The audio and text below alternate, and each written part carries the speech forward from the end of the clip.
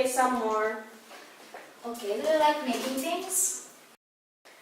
Yes, I love puzzles. I like blocks in different colors. I want to play with rocks and paper, maybe straw. Can you make something? Sure, take whatever you want and do whatever you want. Blue, green, white, red, blue.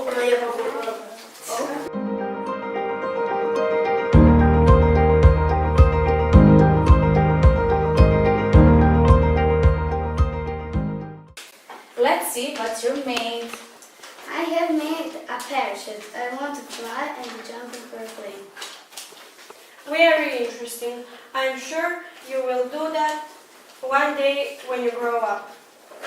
What about you? I made a helicopter. I wanted to make a plane, but this is more fun. And I have a table and some people eating. I made a house from a hamster and a wheel. And I made a bow and an arrow.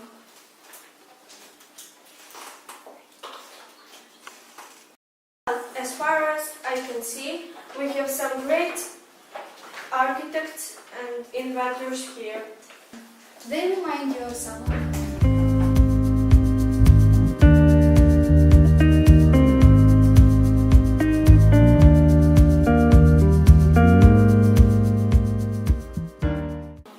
Do you recognize this painting? Yes, it looks familiar. I think I saw it somewhere. This is the most famous smile in the art history. Really? Why is she smiling? Let's try to guess. Maybe she's smiling because her children are successful at school. Or she is happy because she has a beautiful house. Or because an artist is painting her portrait.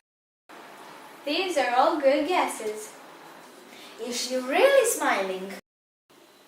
It's an enigmatic smile. It is supposed to be a secret smile.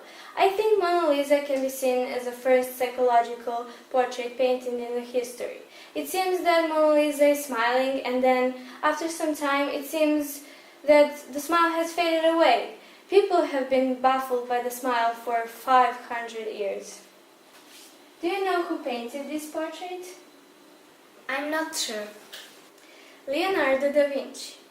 The Mona Lisa painting is considered a masterpiece of the world art. What is a masterpiece? It is a work of art, literature, or music that is of the highest quality. Is Mona Lisa a famous painting? Mona Lisa is the most famous and most valuable painting in the world of history. It is an oil painting painted on the popular wooden panel, and it is the most visited painting in the world. Also, it is the most imitated painting in the world. Oh, yes, I know. I just remember. You mean imitated like this one? Well, this is not exactly what I had in mind. This is not Mona Lisa. This is Mr. Bean. This is knocking and I don't like it. Yes, I agree with you. Now, let's find out something more from Leonardo himself. Who is this woman actually? Why don't we ask Leonardo himself?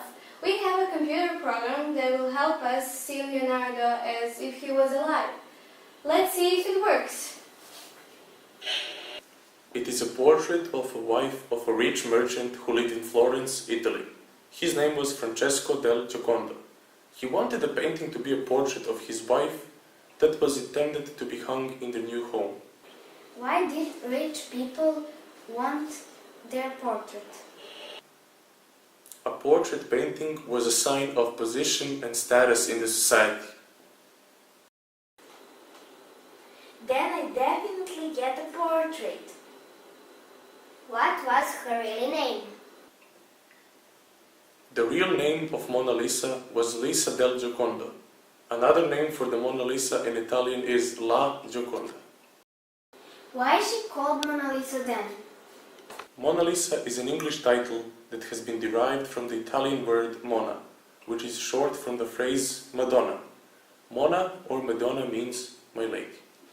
Why is everything so dark? The technique used in painting Mona Lisa is called sfumato. Sfumato is blending of colors without the use of borders and lines, just like smoke. This word is also used for such a smile, which means ambiguous and left to the imagination of the viewer.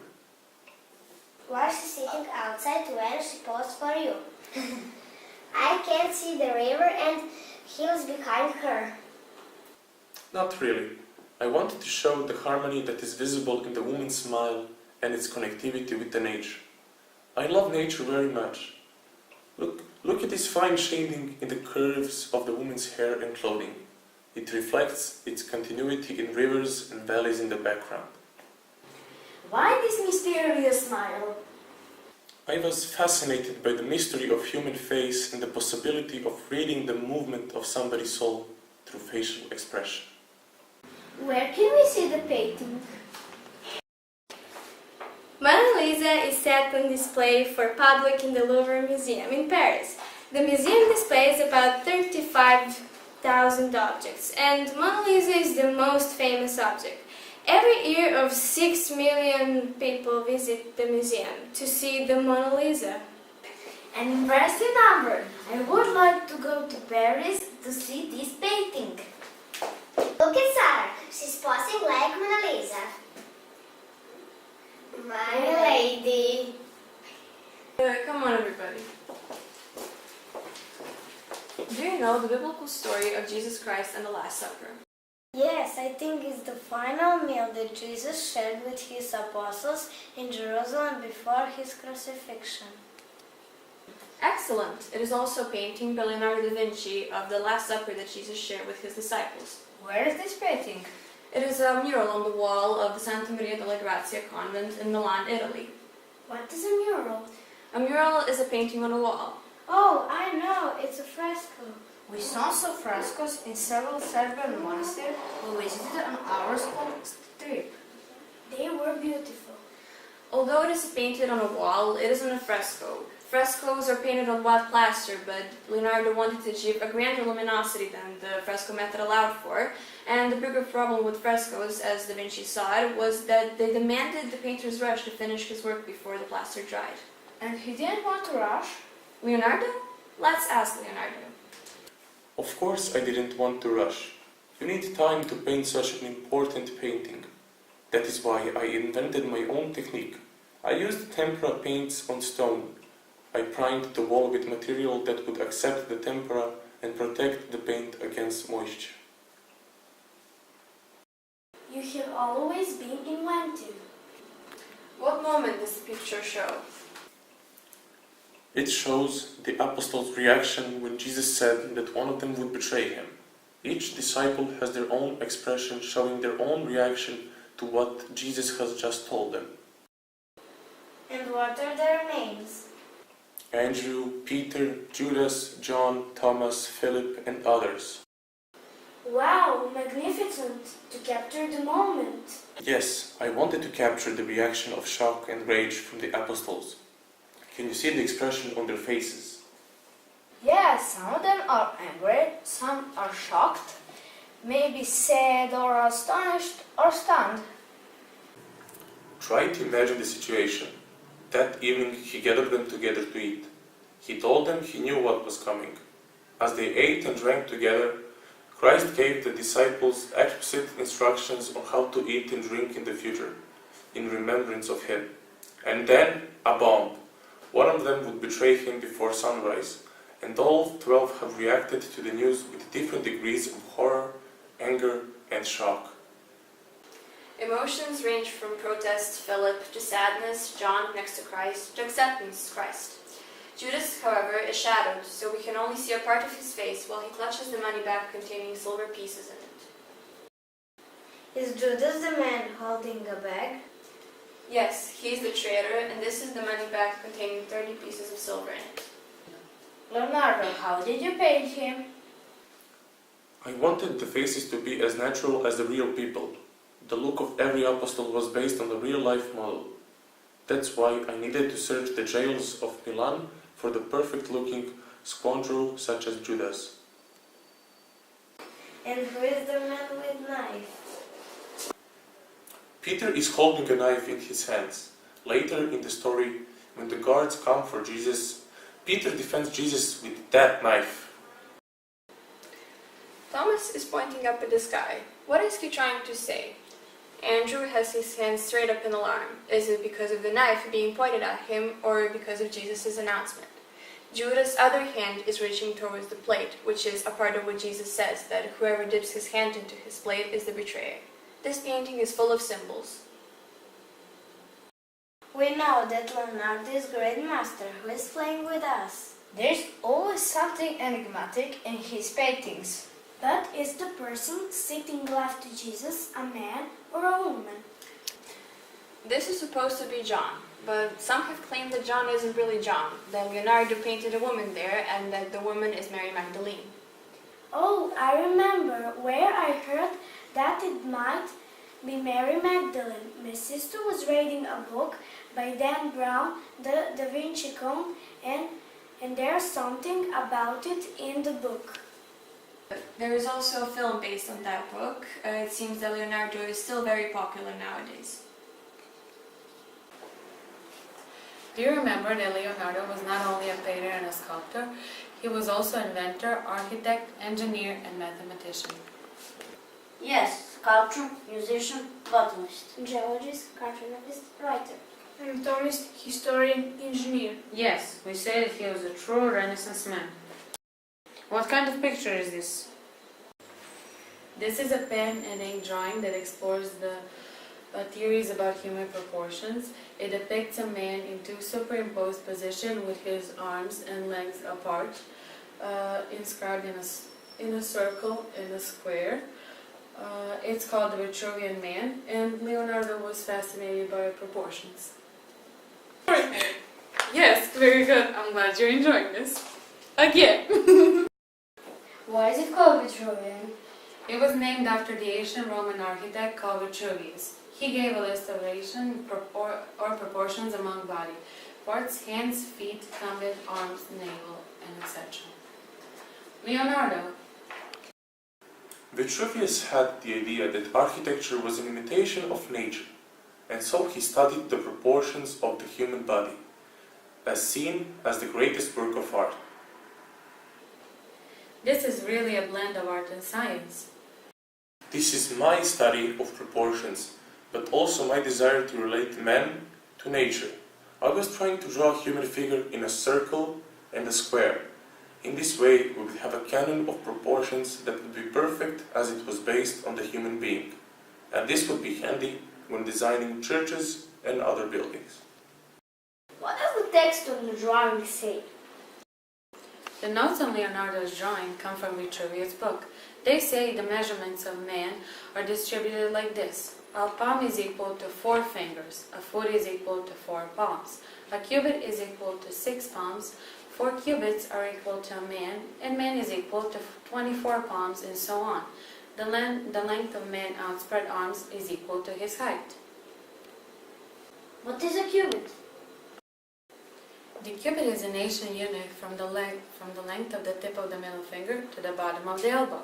He believed that workings on the human body to be an analogy for the workings of the universe. Why is this text so strange? Because it was written in a mirror writing. It's a writing in direction that is the reverse of the natural way of writing it. It appears normal when it's reflected on a mirror. Oh, I know. It is like the word ambulance on the front of ambulances, written in very large mirror letters so that the drivers see the world the right way around in their rear view mirror. Yes, you're right. So, this is a mix of art, math and architecture. Something like that. Yes, geometry is a beautiful language of the universe where a human body completely fits in. And the same principles should be used when designing buildings. Vitruvius wrote that a building should be symmetric and proportionated to be beautiful. Both attributes can be found always in nature, and there is no more perfect natural example in symmetry and proportion than the human body. Man is the model of the world. Look at this. It looks like a parachute. Yeah, the explanation says that Leonardo made a sketch of the invention that we know today is a parachute. But the shape is a bit strange. It's in the shape of a pyramid. Of course it is strange. It was 15th century. There weren't any parachutes at that time. Nobody knew what it was. I wonder what he wrote next to the picture. There is a translation which says, a man, a tent made of linen of which the parachutes have all been stuffed up. And it's big 12 branches, about 23 feet across and 12 in depth. He will be able to drop himself down from any great height without suffering any injury. Do you think it would work today? Maybe it would. Who knows? Leonardo was ahead of his time. Actually, in 2000, Andrea Nichols constructed a prototype based on Da Vinci's design and tested it. Despite skepticism from experts, Leonardo's design worked as intended, and Nicholas even noted that it had a smoother ride than a modern parachute. Amazing! Do you know when the helicopter was invented? I think it was built 1940s.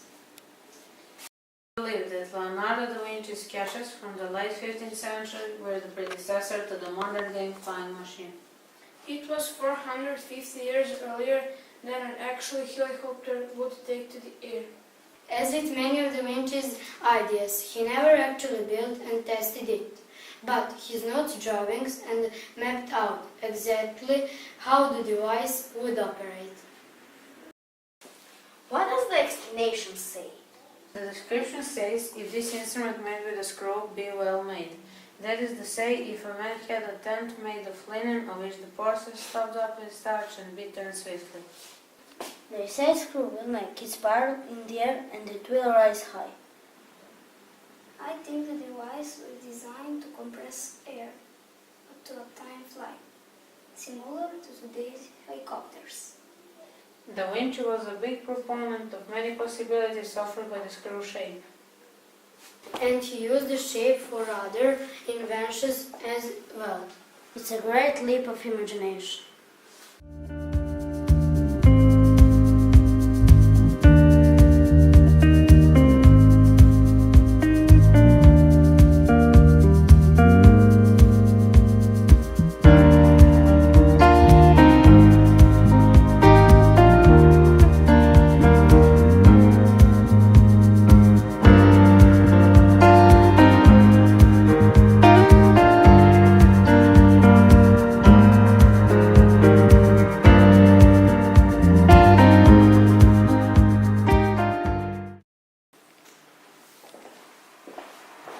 Copy them. Okay, Dad, I will try.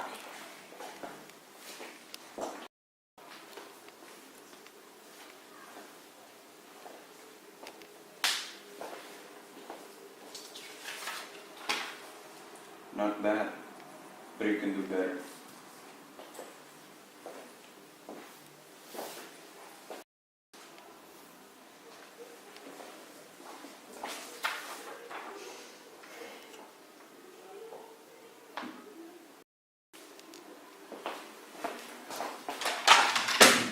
Take these, they're yours now.